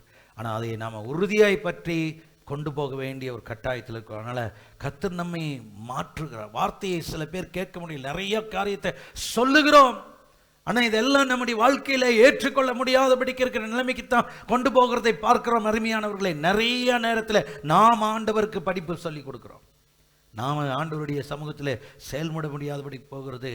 இன்னைக்கு கர்த்தர் தான் கேட்கிற, நமக்கு எல்லாம் இருக்கு, இதுவரைக்கும் நல்ல ஜீவன், நல்ல பலன், சுகம், பேச்சு, செய்கை, செயல் எல்லாமே நமக்கு ஒர்க் ஆகுது. நம்ம எப்படி இருக்கோம்? காயின் ஆபேலை பார்க்கும் பொழுது வேதம் சொல்லுகிறது, காயின் கிட்ட தேவன் பேசுகிறார். காயின், நீ இப்பொழுது எரிச்சலா இருக்கிறது உனக்கு நல்லதா நல்லதா என்று கேட்கிறார். ஏன் இப்படி இருக்கிறாய்? உனக்கு நான் எல்லாம் கொடுத்திருக்கிறேனே, உன்னுடைய காரியங்கள் எல்லாம் இருக்கிற, நீ நன்மை செய்தால் உனக்கு மேன்மை இல்லையா? நீ பாவம் செய்கிறான், பாவம் வாசப்படியில் படுத்திருக்கும். உன் பாவம் உனக்கு முன்னாடி எப்பொழுதுமே ஆயத்தமா இருக்கிறது. ஆகையாலே கர்த்தர் அவனை நோக்கி, உன் முகநாடி ஏன் வேறுபடுகிற? நீ நன்மை செய்தால் மேன்மை இல்லையோ? நீ நன்மை செய்யாதிருந்தால் பாவம் வாசப்படியில் படுத்திருக்கும். அவன் ஆசை உன்னை பற்றி இருக்கும், நீ அவனை ஆண்டு கொள்வாய். நீ கேட்க முடியல, அவனால கேட்க முடியல. அந்த சூழ்நிலைகளில் அவனால ஆயத்தமாக்க முடியல. அவனுக்குள் இருக்கிற சூழ்நிலை அவனை மாற்றி அவனை வேறு விதமா போச்சு. அவனுடைய காரியங்களில் தேவனுக்கு விரோதமாக எழும்பி சூழ்நிலைகளிலிருந்து சாபத்தை வாங்க வேண்டிய நிலைமைக்கு போனான். கருமையானவர்களே, இன்னைக்கு அதுதான் கர்த்தருடைய ஆவியானவர் காண்பிக்கிற. நிறைய நேரம் கர்த்தர் நம்மோடு பேசுகிறார், கர்த்தருடைய வார்த்தை நமக்கு வருகிறது, ஆனால் நாம் செயல்படலை. செயல்படாத ஒருவனை கர்த்தர் செயல்பட வைத்து விடுகிறார். ஏன்னா நாம பிரயோஜனமா இல்லைன்னா அவர் மற்ற ஒருவனை எழுப்ப ஆரம்பிக்கிறார். அதுதான் இங்கே பார்க்கிறோம். புறஜாதி பட்டணத்தில் ஒருத்தனை எழுப்பினார், அற்புதம் நடந்துச்சு, எல்லாம் ஊரே மாறிச்சு. கடைசியில் பார்த்தீங்கன்னா இந்த ஊர் இஸ்ரவேலை விட ஸ்ட்ராங்கா ஹோல் கம்யூனிட்டியும் அந்த டெக்கபாலிஸ் அத்தனை பேரும் இயேசு பேசி ராப்பகலாய் பேசினாரா. 2 நாள் பேசினார். அப்படியே உட்கார்ந்துட்டு இருக்கிறான். எப்படி இருக்கும்? அல்லேலூயா. நம்ம கொஞ்சம் உட்கார்ந்தாலே முள்ளு குத்த ஆரம்பிச்சிடும், எந்திரிச்சிருவோம். ஆனால் உட்கார்ந்து அவங்களுக்கு கடைசியில் அவர் அப்பத்தை கொடுக்குறார். 7000 புருஷர்கள் சாப்பிட்றார். மீதி எடுக்கிறது வைக்கிற கர்த்தருடைய ஆவியான கிருபை செய்கிறார். அற்புதம் தானாய் நடக்குது. அவர்களை போஷிக்கிறார். இவர்களுக்கு உண்மையான போஜனம் தேவை என்பதை உணர வைக்கிறார். இயேசு எப்படிப்பட்டவர்னு அந்த ஜனங்கள் முழுவதும் புரியும்படிக்கு கிருபை செய்கிறார். நான் கருமையானவர்களே, இன்றைக்கு நம்முடைய வாழ்க்கையில் அநேக அற்புதம் பெற்றுக்கொள்கிறோம், அநேக காரியங்கள் கர்த்தர் சொல்லுகிறார். ஆனால் கேட்க முடியவில்லை. நம்முடைய காது திறக்கப்படாமல் இருக்கிற சவுல் ராஜாவுக்கு ஆண்டவர் சொல்லுகிறார், அமலேக்கியரை முறியடித்துட்டு வா. ஒன்றும் அவங்ககிட்ட இருக்கிற அப்போ காது கேட்டுச்சு அவனுக்கு. ஆனால் அங்கே போய் பார்த்தவொடனே எல்லாமே ஆஃப் ஆயிடுச்சு, டோட்டலாக மாறிட்டான். சாமுவேலுக்கு ஒன்றும் தெரியாதுன்னு நினச்சான். சாமுவேலுக்கு கர்த்தர் நல்ல காதை கொடுத்துருக்கிறார். ஏன்னா அவன் சின்ன வயசுலேயே தேவனுடைய வார்த்தை கேட்க ஆரம்பித்தான். ஏலி சொல்லி கொடுத்துருக்கான், எப்போ ஒரு சத்தம் கேட்குதோ இருக்கிறேன்னு நீ சொல்ல ஆரம்பிச்சிரு, கேட்குறேன்னு சொல்ல ஆரம்பிச்சிரு, சொல்லும் அடியேன்னு சொல்லி அதை ரிசீவ் பண்ணிக்க ஆரம்பிச்சிரு, பேச ஆரம்பிச்சிருவார். அல்லேலூயா. அவர் சொல்லுகிறது கேட்கறதுக்கு சின்னதுலேயே ப்ராக்டிஸ் பண்ணிட்டான். அதனால கேட்க ஆரம்பிச்சு. அதனால இந்த சவுல் செய்கிற எல்லா ஏமாத்து வேலையும் அங்கே கேட்குது. ஆடு மாடு சத்தம் எங்கேயோ கட்டியிருக்கிறான் சவுல். இவருக்கு ஆடு மாடு சத்தம், ஏன்னா இவர் காது சீராக வேலை செய்யுது, கிளியராக ஓப்பன் ஆயிருக்கு. இன்னைக்கு நம்முடைய வாழ்க்கையில் நிறைய நேரத்தில் நாம் தேவ வார்த்தைக்கு செவி கொடுக்க முடியாததினாலேயே கடந்து நிறைய நேரத்தில் அடைக்கப்பட்டு உலகத்துக்கு திறந்திருக்கு, ஆண்டவருடைய சமூகத்துக்கு மூடி இருக்கு. அதுதான் பார்க்கிறோம். தேவனுடைய வார்த்தைக்கு செவி கொடுக்க முடியாதபடி போகிறது. கேட்டாதானே நீ செய்ய முடியும். கேட்கறதுக்கும் காது அடைச்சிருந்தா எப்படி நீ பேசுவாய் செய்வாய்? செய்ய முடியாது. அதனால தான் டெஃப் அண்ட் டம் ஒன்றும் சிங்க்ரனைஸ் பண்ணியிருக்காங்க ரெண்டும். கேட்கறதுக்கு அப்புறம் தான் நீ செயல்பட முடியும். கேட்டாதான் விசுவாசம் வரும். கேட்கவே முடியலன்னா விசுவாசத்துக்கு இடமே இல்லாமல் போயிடும். இந்த கர்த்தருடைய ஆவியானவர் அதுதான் காண்பிக்கிறார். ஆவியானவருடைய சமூகம் இறங்குறது. சவுல் கேட்கல, தான் இஷ்டத்தை படிக்கலாம். ஆனால் வேதம் சொல்லுகிறது அப்பவே கர்த்தர் தள்ளி விட்டார் அவனை. வெறும் கேட்காத ஒரு காரணத்துக்காக தள்ளிவிட்டார். இப்படியே சொல்லி கொண்டு போகலாம் அருமையானவர்களே. கர்த்தருடைய ஆவியானவர் நம்மை ஞாபகப்படுத்தி நம்மை இன்னும் இன்னும் இன்னும் நம்மோடு அவரோடு கூட சேருவதற்கு நேரத்தை ஆயத்தப்படுத்தி கொடுக்கிறார். தேசம் பல சூழ்நிலைகளிலே பிரித்து கொண்டு போகிறது, தனிமையாக்கப்படுகிறது, தனிமையிலே விடப்படுகிற சூழ்நிலையில் போனார். கர்த்தருடைய ஆவியானவர் இன்றைக்கு அதுதான் நமக்கு காண்பிக்கிறார். கர்த்தருடைய சமூகம் லோத்தின் இடத்துல போனது. லோத்துவின் இடத்துல கர்த்தர் அந்த பட்டணத்தில் பேசுகிறார். ஒரு தேவ தூதர்களை வைத்து தேவ தூதர்கள் சொல்லுகிறார்கள், நீ தூரத்தில் இருக்க அந்த இடத்துக்கு நீ போகும்படி கர்த்தர் வச்சிருக்கிறார். ஸோ அந்த இடத்துக்கு இவனுக்கு நல்லா கேட்குற காது தான். லோத்து சொல்லுகிறான், இந்த ஏஞ்சல் எங்கேயோ வேற எங்கேயோ சந்திரமண்டலத்திலேருந்து வந்த மாதிரியும் அவங்களுக்கெல்லாம் ஒன்றுமே தெரியாதுங்கிற மாதிரியும் இவர் தான் எல்லா ஊர் பாப்புலேஷனும் கையில் வச்சிருக்கிற மாதிரி சொல்லலாம். இந்த ஊர் வேண்டாம், இங்கே இருக்கிற பக்கத்தில் இருக்கிற இடத்துக்கு போகிறேன். தூதர்களுக்கு தேவன் கொடுத்த கட்டளையை தவிர வேற ஒன்றும் செய்ய முடியாது. தூதர்கள் இவனை வற்புறுத்தி ஒரு இடத்துக்கு போக வைக்க முடியாது. தூதர்கள் இவர்களை தூக்கி கொண்டு போய் வைக்க முடியாது. அது தேவன் கட்டளையிட்டு இருந்தால். அதனால தான் வேதம் சொல்லுகிறது, உன் தூதர்களுக்கு கட்டளையிடு அவர்கள் செய்வார்கள். நீ தூதன் வந்தே உனக்கு நல்லது செய்வான்னு நீ நினைக்க முடியாது. நீ கட்டளையிட்டால் உனக்கு செய்யும். என் தூதனை வச்சு எனக்கு உதவி செய்யுங்க. நான் உதவி செய்ய என்ன உதவி செய்யணும் ப்ராப்பராக சொல்லணும். தூதனுக்கு கட்டளையிட வேண்டும், கட்டளை கொடுக்கணும், கமாண்டிங். நமக்கு ஒரு கமாண்ட் கொடுத்துருக்கிறார், அந்த கமாண்ட் படி அது ஒர்க் பண்ணும். தூதனுக்கு கட்டளை என்ன, அவங்கள வெளியே கொண்டு போயிடும், அவ்வளோதான். அவங்களுக்கு காண்பிக்கிற அந்த இடத்துக்கு போக சொல்லிடு. கட்டளை அவங்களுக்கு அதுதான். இந்த கட்டளைக்கு ஆப்போசிட்டாக இவர் ஒன்று சொல்கிறாரு, பக்கத்தில் இருக்கிறவங்களுக்கு போனான்னு. அப்போ தூதன் என்ன சொன்ன, எனக்கு அது தெரியாது, நீ வெளியே போக வேண்டியது இந்த இடத்த விட்டு உன்னை காலி பண்ண வைக்க வேண்டியது என்னுடைய வேலை. நீ போய்க்கா, நீ எங்கே போவியோ அது எனக்கு தெரியாது. நீ இங்கே போக வேணுங்கிறது கர்த்தர் சொல்லியிருக்கிற, அவ்வளோதான். மற்றபடி எங்கே போகணுமோ அது முடிவு எடுத்துக்க. இங்கே போகிற அங்கே போகிற பரவாயில்ல, இந்த இடத்த விட்டு போகணும், எனக்கு இந்த அடுத்தது இந்த அழிவுக்குரிய திட்டம். தூதனுக்கு அவ்வளோதான் இப்போ காரியம். தேவனுடைய ஆவியானவர் தான் காமிக்கிறார். காது இருக்கு, செவி கொடுக்க முடியும். ஆனால் செவி கொடுக்க முடியாதபடிக்கு போனதுனால என்ன நடந்துச்சு? வேதம் சொல்லுகிறது அவன் காம்ப்ரமைஸ் பண்ணினதுனால பக்கத்தில் இருக்கிற இடத்துக்கு போனான். அதனால வேற ஒரு சந்ததி, சபிக்கப்பட்ட ஒரு சந்ததி உருவாவதற்குரிய சூழ்நிலைகள் வந்துச்சு. கர்த்தர் அவனை காப்பாற்றி விட்டார், அவனை சொன்னபடி காப்பாற்றி விட்டார். ஆனா இன்னைக்கு வரைக்கும் அவன் செய்த காரியம் மற்றவர்களுக்கு எடுத்துக்காட்டாய் பேசப்படுகிறது. இதை செய்யாதபடிக்கு பேசப்படுகிறது, இதை உணர்த்தும்படிக்கு பேசப்படுகிறது, ஒரு எச்சரிப்பாய் கொடுக்கப்பட்டிருக்கிறதை நாம் பார்க்கிறோம். ஏன்னா அவன் காதிருந்தும் கேட்காதவன். நிறைய பேர் அந்த 2 தீமோத்தேயு சொன்ன மாதிரி தான், அவனுடைய காது தேவனுடைய சமூகத்தில் விருத்த சேதனம் படப்பட்டு பூரணமாய் அர்ப்பணிக்கப்படாத காதாக, தேவனுடைய வார்த்தைக்கு செவி கொடுக்காத மற்றதுக்கு செவி கொடுக்கக்கூடிய ஒரு சூழ்நிலை, உலகத்துக்கு செவி கொடுக்கக்கூடிய சூழ்நிலையில சிக்கி தவித்திருக்கிற. இன்னைக்கு அது திறக்கப்பட வேண்டும். அதே தான் லோத்தினுடைய மனைவியும். அவளும் ஒன்றும் சாதாரணமான காரியம் கிடையாது. உடனே சொன்ன உடனே கேட்டுட்டு எல்லாத்தையும் செய்யல. லோத்தினுடைய மனைவி என்ன சொன்னாங்க? அவனுக்கு திரும்பி பார்க்காதே, எங்கும் நிற்காதே, ஓடு. அவன் சொன்னபடி திரும்பி பார்த்தா. எது சொன்னானோ அது கேட்கல. வேதம் சொல்லுகிற கர்த்தர் அவளுடைய நோக்கமும் அவளுடைய சிந்தையும் அந்த ராஜ்யமும் அந்த ராஜ்யத்தின் பொருளுக்காக இருந்துச்சு. அவள் அப்படியே உப்பு தூணா மாறிட்ட. கர்த்தர் அவளை அப்படியே விட்டுட்டார். கர்த்தருடைய ஆவியானவருடைய சமூகம் நமக்கு ஒரு எச்சரிப்பு. இன்னைக்கு கர்த்தர் நிறைய காரியங்களை காண்பிக்கிறார். தெய்வ சித்தத்தை கேட்க முடியாமல், செயல்பட முடியாமல், சிந்திக்க முடியாமல் இருந்தால் கர்த்தர் அதை மறுபடியும் நம்மை ஞாபகப்படுத்தி பார்க்க. கர்த்தருக்காக நீ எப்படி இருக்க போய், என்ன பேச போகிறாய், உணர்ந்து செயல்பட வேண்டிய அவசியத்தில் இருக்கிறோம். நம் தேவனுக்காக பேசுவதற்கு தீவிரமாக இருக்கிறோம் என்பதை இப்போ காமிக்கிறோம். ஆனால் தீவிரமாக இருந்தாலும் தெய்வ திட்டத்தை பேசுகிறார். பேதுரு தீவிரமாக இருந்தான், எல்லாத்துக்கும் தீவிரமாக இருந்தான். யாராச்சும் வந்து எதிர்த்து நிற்க தீவிரமாக இருந்தான். அரெஸ்ட் பண்ணவன் காதை வெட்டுறதுக்கு தீவிரமாக இருந்தான். கொஞ்ச நேரத்தில் அவனை பார்த்து நீ இயேசுவோடு கூட இருந்தாயானா இப்போ தீவிரமாக இருக்கான் பொய் சொல்றதுக்கு. அதுதான் கர்த்தர் காமிக்கிறான். கேட்குறான், என்ன செய்ய வேணும் என்று சொல்லி கேட்குறோம். ஆனால் கேட்கிறத செவியா கேட்டு சொல்லுவதற்கு இருக்கா, சொல்ல முடியாதபடிக்கு மாத்து. ஆனால் தேவனுடைய ஆவியானவர் ஒரு மனுஷனை பூரணமாக மாற்றினவனை ஆண்டவர் அவனுடைய வார்த்தையும் அவனுடைய கட்டையும் கர்த்தர் திறக்கிறார். பின்னாடி பாருங்க, அதான் சொல்றார், உன் விசுவாசம் ஒளிந்து போகாமல் இருக்க நான் ஜெபம். விசுவாசம் ஒளிந்து போகாமல்னா உன் காது சரியா இருக்கிறதுக்கு. விசுவாசம் கேள்வியில தான் வரும், காதுல கேட்டாதான் வரும். அது சரியா இருக்கிறதுக்கு நான் ஜெபம் பண்ணுவேன்னு சொன்னார். ஆமென்.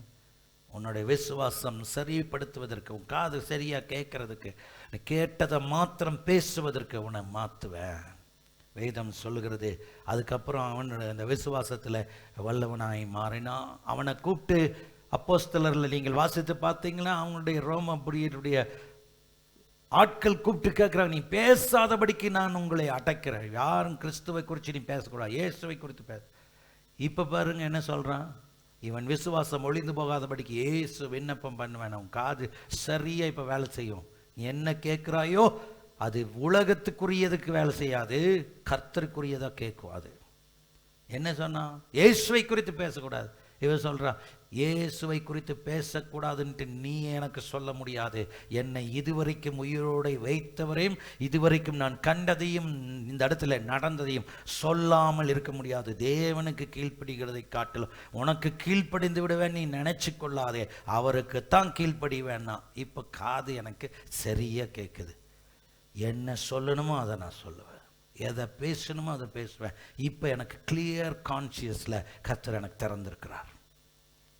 ஹல்லேலூயா. இதுதான் இயேசு திறக்கணும். உங்கள் வாழ்க்கையில், என் வாழ்க்கையில் இயேசு திறந்தா அற்புதம் தானாய் நடக்கும், எல்லாமே மாறும். அற்புதத்தின் வல்லமையை நமக்கு காண்பித்து செயல்படுத்தி கொடுத்து போதுமானவர். ஒவ்வொரு காரியமும் அவருக்கு முன்பாக இருக்கிறது. அருமையானவர்களே, இன்றைக்கு நம்முடைய வாழ்க்கையிலே இதுவரைக்கும் என்ன சூழ்நிலைகளில் இருக்கிறோம், கிறிஸ்துவுக்கு நம்மை முழுவதுமாய் செவி கொடுத்து அர்ப்பணித்து ஆண்டவரிடத்திலே நம்மை அர்ப்பணித்திருக்கிறோமா?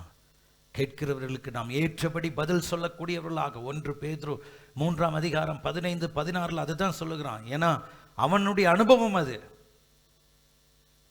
கிறிஸ்துவை நான் எப்படி வைத்திருக்கிறேன், ஒருவன் கேட்டால் அதற்கு தெளிவான பதிலை கொடுக்கக்கூடிய ஒரு ஆவி இருக்க வேண்டும் என்பதையும், அமைதியாய் சமாதானமாய் ஒழுங்கின்படி நல்லொழுக்கத்தின்படி அதை கிளியர் கான்சியஸில் என்ன செய்யணுமோ அதை செய்ய வேண்டிய ஒரு கட்டாயத்தில் இருக்கிறத கர்த்தர் காண்பிக்கிறார். எனக்கு அருமையானவன், இன்றைக்கு ஆவிக்குரிய விதத்திலே அடைக்கப்பட்டிருக்கிற நம்முடைய வாழ்க்கையை கர்த்தர் திறப்பாராக.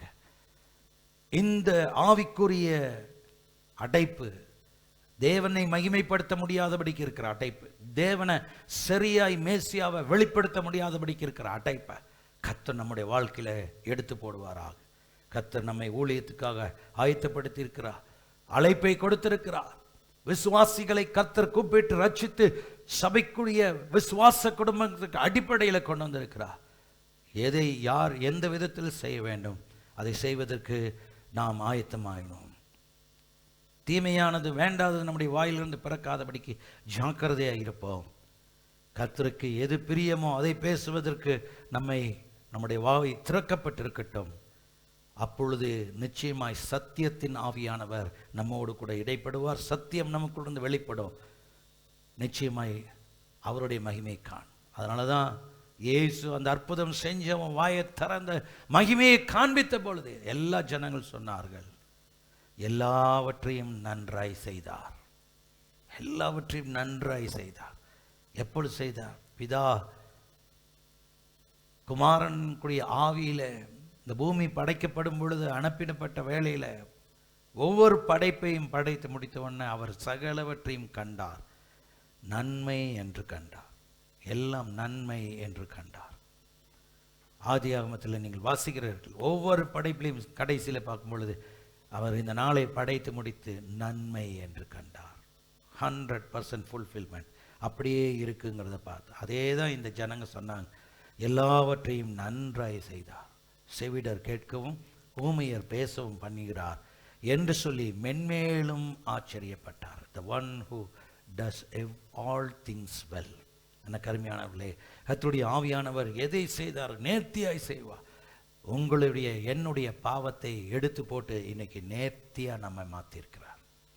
எல்லாவற்றையும் மாற்றியிருக்கிறார். அந்த ராஜ்யத்துக்கு நம்மை ஆயத்தப்படுத்தி இருக்கிறார்.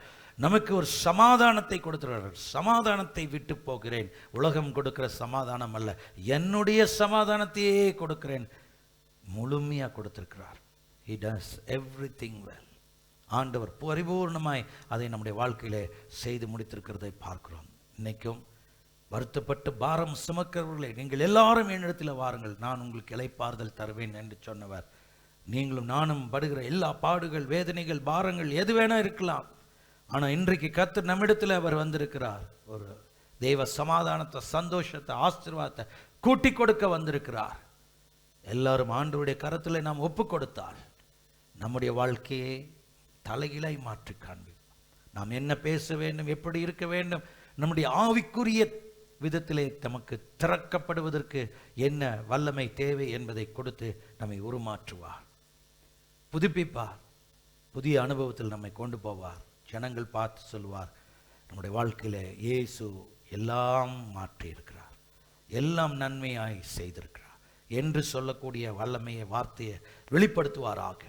ஆண்டவருடைய கருத்தில் ஒப்பு கொடுப்போமா? கண்களை மூடி செபிப்போம். இன்றைக்கு ஒரு பொருத்தன் ஆண்டவரிடத்தில் கேளுங்க, அப்பா வாழ்க்கையை முழுவதுமாய் ஒப்பு கொடுக்கிறேன், முழுவதுமாய் உங்களுடைய பார்வைக்குள்ளே நாங்கள் எங்களை ஒப்பு கொடுக்கிறோம். தெய்வ திட்டத்திற்கு, தெய்வ சித்தத்திற்கு உங்களை ஆண்டவர் கரத்தில் ஒப்பு கொடுக்கிறதுக்கு கர்த்தர் இன்றைக்கு கூப்பிட்டிருக்கிறார். கேளுங்க. ஒருவேளை ஆண்டவரே, இதுவரைக்கும் நான் பேசாமல், செயல்படாமல், சிந்திக்காமல், கேட்டு நடக்காமல் இருந்திருப்பேன், வாழ்க்கையில ஒரு அற்புதம் நடக்கட்டும், திறக்கப்படுவாயாக என்று சொல்லுகிற அந்த வார்த்தையின்படி வாழ்க்கையில எல்லாம் திறக்கப்படட்டும். அற்புதங்களை, அடையாளங்களை மாத்திரமல்ல, சாட்சியார் உம்முடைய வார்த்தையை வெளிப்படுத்துவதற்குரிய வல்லமையாய் நீ மெய்யானவர் என்பதை அறிக்கையிடத்தக்கதாய் என் வாழ்க்கை மாறட்டும். அப்பா, எல்லாம் நீ நன்மையாய் செய்திருக்கிறீரே, அந்த செயல்களை நாங்கள் இன்னும் அதிகமாக எடுத்துக்கொள்ள கர்த்தர் எங்களை உருவாக்கும். கர்த்தா, போராடுகிற கிரியைகள், வஞ்சிக்கிற கிரியைகள், சத்ருவினுடைய ஆளுகைகள், இன்றைக்கு ஆண்டவரே இந்த தொற்று நோயினுடைய கிரியைகள் ஏராளமாய் பரவி கொண்டிருக்கிற நேரம் கர்த்தருடைய ஆவியானவர் ஒரு சூழ்நிலை மாற்றத்தை உண்டாக்கி வைக்கிறார். எல்லாம் நீ நன்மையாய் செய்தீர் என்று நாங்கள் சொல்லத்தக்கதான சூழ்நிலைகள் இப்பொழுதே மாற வேண்டுமாய் ஜெபிக்கிறோம். எத்தனையோ பேர் ஹாஸ்பிட்டல்ல வேதனைகளில் எங்களுடைய நண்பர்கள், உறவினர்கள், ஆண்டவரே சபையின் விசுவாச குடும்பங்கள் இருக்கலாம். இயேசு கிறிஸ்துவின் நாமத்தில் இன்றைக்கு ஒரு அற்புதம் நடக்கட்டும் என்று ஜெபிக்கிறோம். வாழ்க்கையில் ஒரு அற்புதம் வரட்டும் அப்பா, தெளிவு உண்டாகட்டும், ஆசீர்வாதம் உண்டு, நன்மைகள் உண்டாகட்டும். ஒருபோதும் மறவாதவர் எங்க வாழ்க்கையில நீர் இருக்கிறீர் என்பதை காண்பியும் ராஜா. உண்மையே நாங்கள் மகிமைப்படுத்துகிறோம்.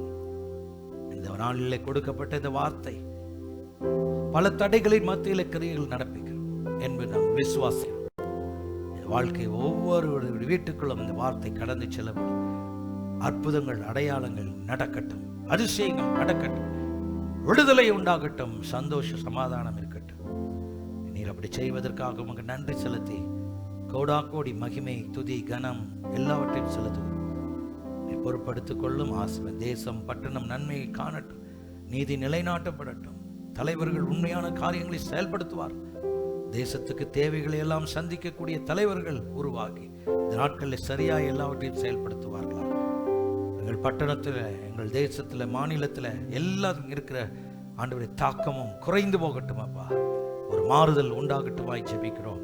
எல்லாவற்றையும் நீ பொறுப்பெடுத்துக் கொள்ளும். அக்கம் பக்கத்தில் இருக்கிறவர்களை ஆசீர்வதியும். நன்மையினால் திருப்தியாக சபை, கிளை சபை, ஊழியங்கள், விசுவாச குடும்பங்கள், ஊழியர் குடும்பங்கள் எல்லாரையும் சுற்றி வேலையடையும். பரிசுத்த காவல் எல்லாரோடும் கூட இருக்கட்டும். ஒவ்வொருவருக்கு தேவையான கிருபைகளை கொடுத்து திருப்தியாக்கி வழிநடத்தும். பொருளாதார தேவைகளை சந்தி. ஒரு நாளும் ஆண்டவரை வெறுமை காணாதபடிக்கு நிறைவை பார்ப்பார்கள். உடைய பிரயாசத்துக்குரிய பலனை ஆசீர்வதித்தா இந்த நாட்களில் இருக்கிற வெறுமைகள், இழப்புகள், நஷ்டங்கள் மாறட்டும் அப்பா. உடைய பரிசுத்த கரத்தில் எல்லாவற்றையும் தாழ்த்தி நாங்கள் ஒப்புக் கொடுக்கிறோம். காத்து நீர் பலப்படுத்தும். ஆசீர்வதி இயேசுவின் நாமத்தில் கேட்கிறோம் நல்ல பிதாவே, ஆமென். நாத்துமாவே கர்த்தரை ஸ்தோத்திரி, என் முழு உள்ளமையுடைய பரிசுத்த நாமத்தை ஸ்தோத்திரி. என் ஆத்துமாவே கர்த்தரை ஸ்தோத்திரி, கர்த்தர் செய்த சகல உபகாரங்களையும் மறவாதே. ஆமென்.